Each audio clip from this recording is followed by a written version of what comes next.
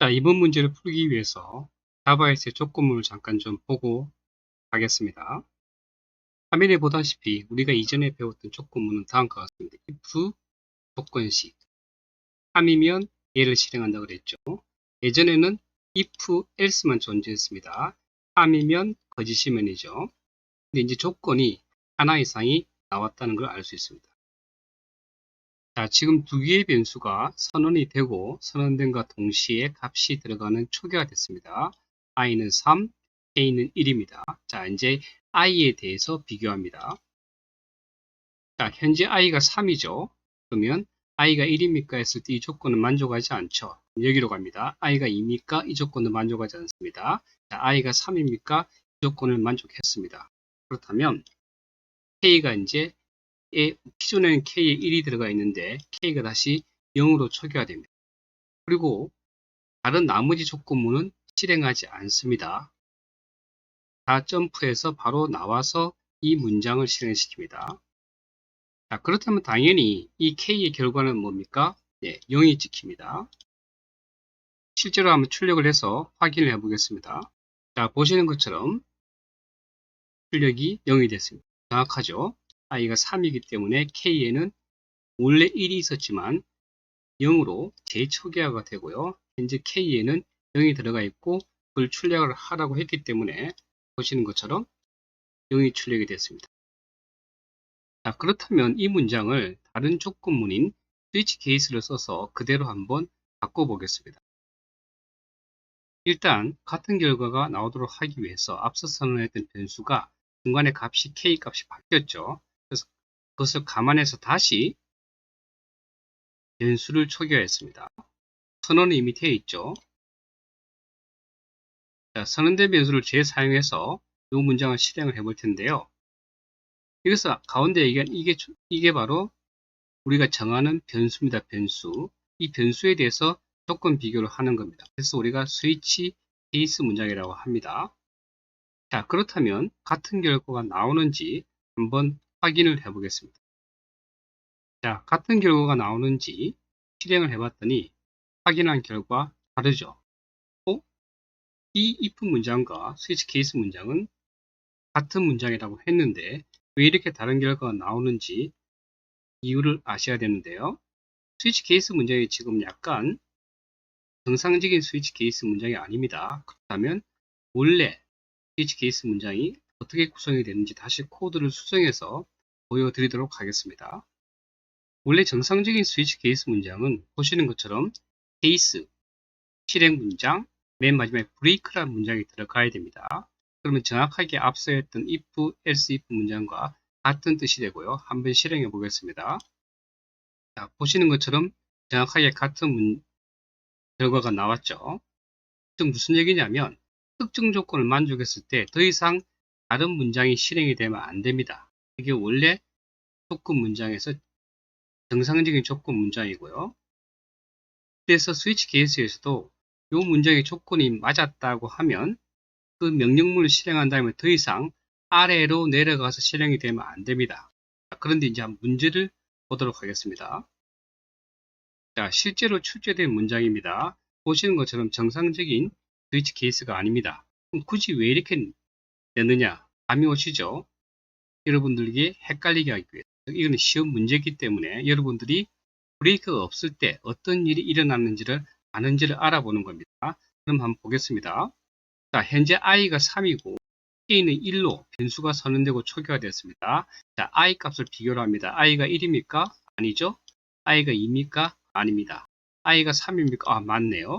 그래서 현재 k가 1이었다가 k가 1에서 0이 됩니다. 0이 됐습니다. 이제 k가. 그 다음에 이게 조건이 만족했으니까 나머지를 실행하면 안 되는데 브레이크 문장이 없기 때문에 모든 문장이 다 실행이 됩니다. 그래서 이제 어떻게 되느냐? 바로 아래에 있는 이 문장을 실행합니다. k에다가 다시 3을 더합니다. 그럼 어떻게 됩니까? k가 0에서 3이 되죠. 그 다음에 다시 k 현재 있는 값에서 10을 뺍니다. 이 복합 연산자 아시죠? 예, 10을 뺍니다. 그래서 3에서 10을 빼니까 마이너스 7입니다. 그 다음에 다시 맨 마지막에 이 문장도 실행합니다. 다시 1을 빼래요. 이는 하나를 빼는 거거든요. 하나를 증감시킨다 할 때는 저희가 k 하나를 뺄 때는 k 마이너스고요. 이것도 마찬가지로 복합연산자고 이것의 다른 표현은 이겁니다. 기존 k에 1을 더한 다음에 그 결과를 k에 더한. 이거는 우리가 예전에 한번 봤던 문장이죠. 복합연산자 정상적인 문장은 요겁니다. 현재 k에서 10을 빼서 그 결과를 k에 담아라 입니다. 근데 마지막에 다시 1을 빼라고 했으니까 여기서 다시 1을 빼야 됩니다. 그럼 어떻게 됩니까? 마이너스 8이 되고요. 이 문제의 정답은 마이너스 8입니다. 자, 첫 번째 문제는 여기서 끝내겠습니다. 이제 두 번째 문제로 한번 넘어가 보겠습니다. 두 번째 문제는 완전한 형태의 클래스를 취하고 있죠. 자, 이것은 지금 실행 클래스입니다.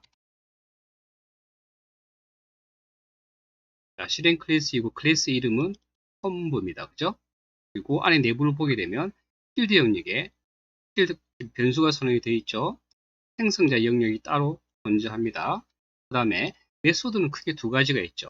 이 클래스는 실행 클래스이기 때문에 실행이 되어야 되는데 실행이 되기 위해서 반드시 필요한 함수, 메인 함수죠. 메인 함수가 여기에 있습니다. 스태틱이 붙었고 정적 메소드라고 부르죠. 자, 일반 메소드가 여기 하나 존재합니다.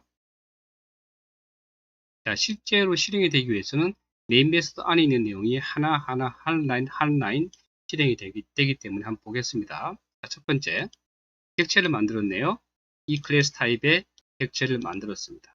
객체 생성이죠. 근데 객체 생성할 때 생성자를 뭐로 썼느냐?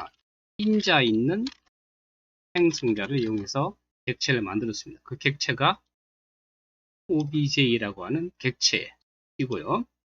초기값으로 3을 넣었습니다. 생성자 보기 여기 생성자 존재하네요. 여기 3이 들어갔다는 얘기죠. 그런데 어떻게 했습니까?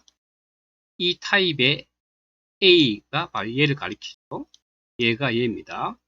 얘는 인자로 넘어온 A입니다. 인자로 넘어온 A 값이 현재 3이죠. 그래서 그 3의 값을 여기에 넣습니다. 그래서 현재 A에는 3이 들어가 있습니다. 이해하셨나요?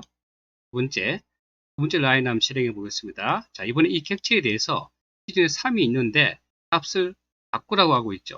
5로. 그래서 A는 현재 3에서 5로 바뀌었습니다.